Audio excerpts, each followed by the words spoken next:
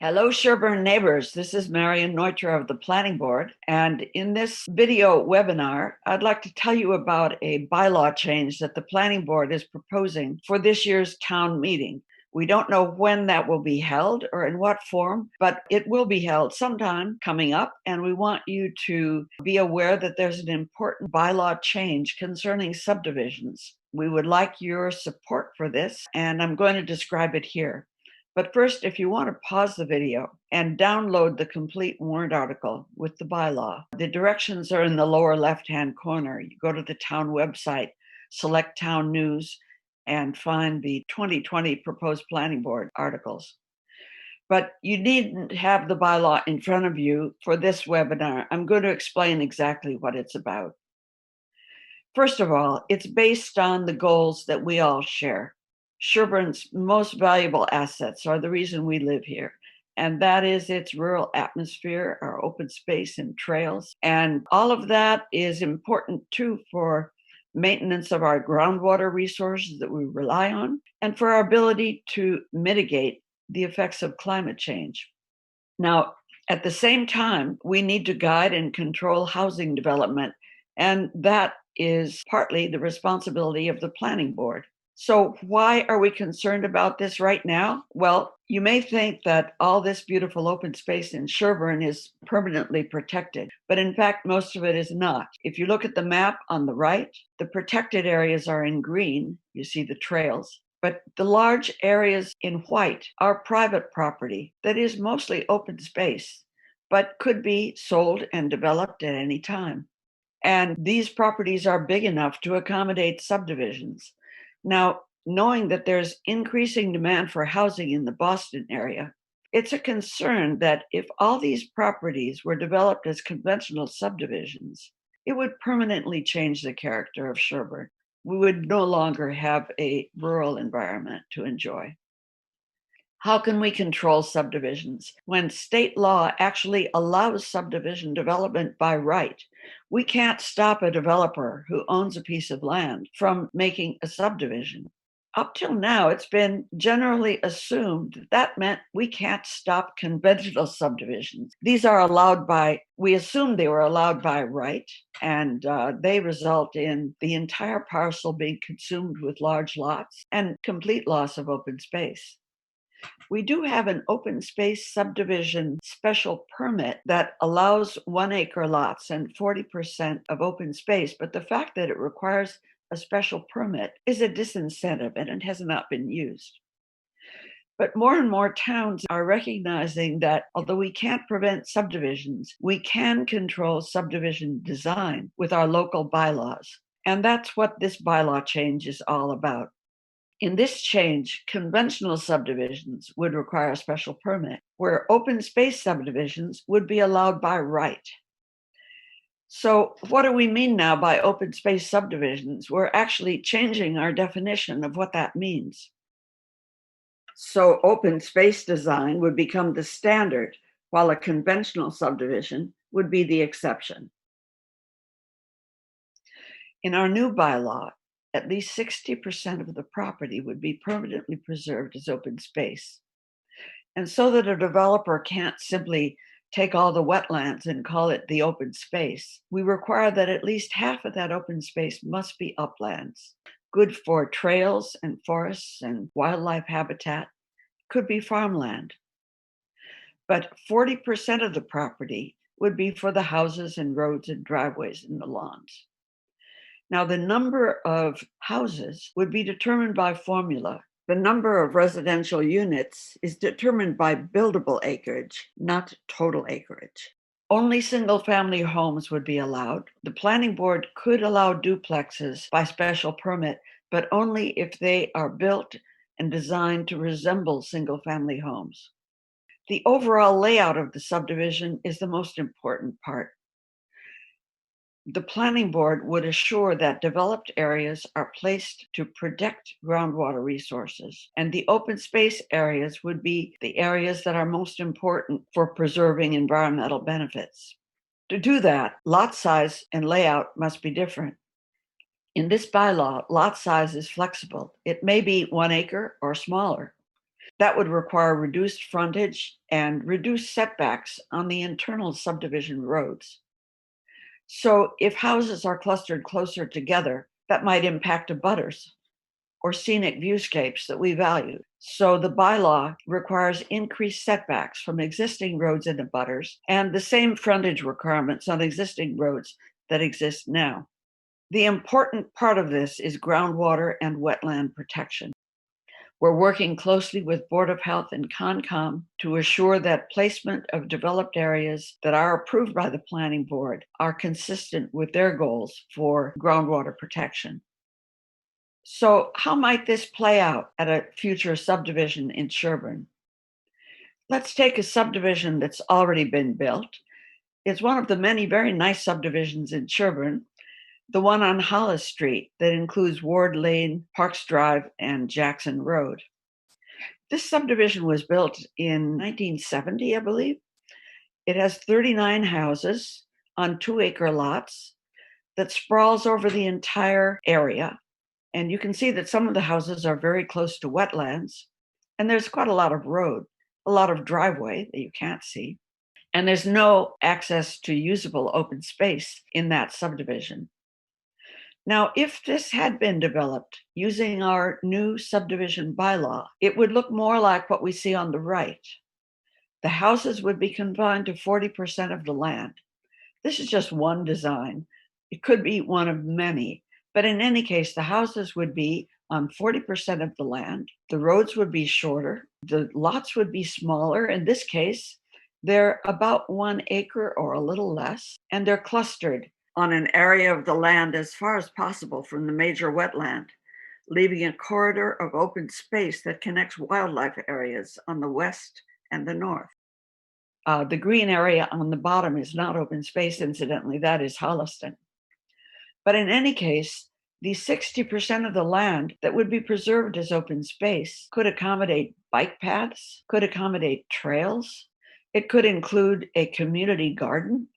There are many allowable uses that would make the open space a wonderful common resource for the entire subdivision and possibly for the town at large. Now, this zoning bylaw covers the aspects that can be covered by bylaws: how the land is used, the types of houses that could be built, the dimensions of the lots and frontage, etc., and special permits like shared driveways. But actually, most of the subdivision design and the details of the design are governed by the planning board rules and regulations. That is not going to be voted on at town meeting, but you should know the planning board has had hearings and has discussed and revised these rules and regulations for all subdivisions in collaboration with the Board of Health and the Conservation Commission. The rules and regs determine overall site design and building design, not building style, but building requirements. The infrastructure standards like roads and sidewalks, the requirements for environmental data and analysis, and most importantly, they define the processes that a developer has to follow to submit and get review and approval of a subdivision. So I want to tell you a little bit how that would play out with our new open space subdivision. The developer would be strongly encouraged to meet with the planning board and with Board of Health and Concom before designing the subdivision, to look at the property with nothing on it. The picture on the right is the Parks Drive Century Farm before the subdivision was built. In this preliminary discussion, we'd review the environmental features that need to be protected, and we would come to an agreement with the developer on where housing might be placed. Then when the developer comes back or shows a sketch plan or comes with a preliminary plan, he would have to include an environmental statement that would be based on existing data and environmental features.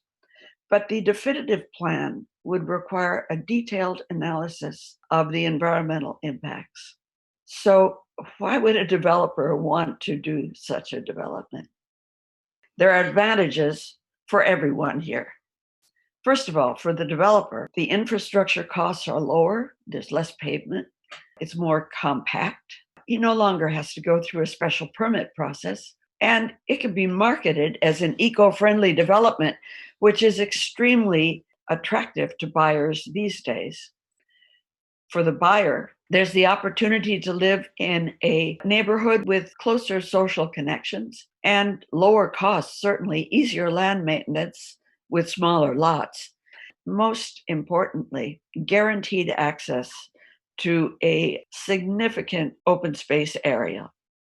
And for the town, there are great advantages. First of all, with less pavement and more trees, we're better able to control our local climate.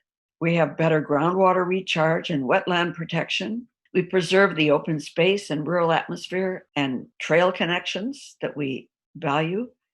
The DPW will be happy with lower maintenance costs for plowing and tree removal. And what about tax revenue? It's been asked, may taxes not be lost with smaller lots and all that open space? In fact, we think not. In fact, tax revenue for the town may be better because, first of all, the main driver of tax evaluation by the assessor is the house size. Undeveloped open space is not taxed at a high rate. And the fact that every lot or the whole neighborhood has great access to open space will make the market value greater and thus the evaluation for the town more advantageous. So with all these advantages, we want to emphasize that this bylaw is not to encourage subdivision development, but given the fact that subdivision development is allowed by Massachusetts law, it will allow us to control how that happens in Sherborn. And we hope that you will join us and many others in supporting this bylaw. If you want to download and look at the bylaw in detail, this is where you find it, on the town website, under Town News 2020 Proposed Planning Board articles. If you're watching the live webinar, you can text or call your questions to 508-533-8106. If you're watching it after the fact on a video, you can email your questions to planning@sherburnma.org.